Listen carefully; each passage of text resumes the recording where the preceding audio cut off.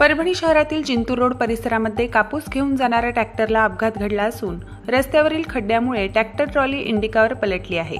सुदैवाने यात कोणतीही जीवितहानी झाली नाही, परंतु इंडिका कारमधील 2 जणांना किरकोळ जखमा झाल्या आहेत। जिंतूर रोड परिसरात असलेल्या भारतनगर जवळ ही घटना घडली असून रस्त्यावरील खड्ड्यामुळे हा प्रकार झाल्याचं परिसरातील नागरिकांकडून सांगितलं जात आहे। त्यामुळे हे खड्डे लवकरात लवकर दुरुस्त करावेत अशी मागणी नागरिकांमधून होत आहे।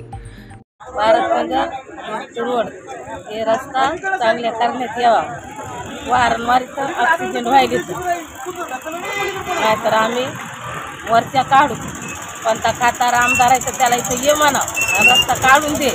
आमचा गरगरवाचं नुकसान व्हायला मरायला येतं, खातार नुसते खायलाच आहेत का काय। प्रतिनिधी रियाज कुरेशीसह मी अबोली जोशी, DLP न्यूज परभणी।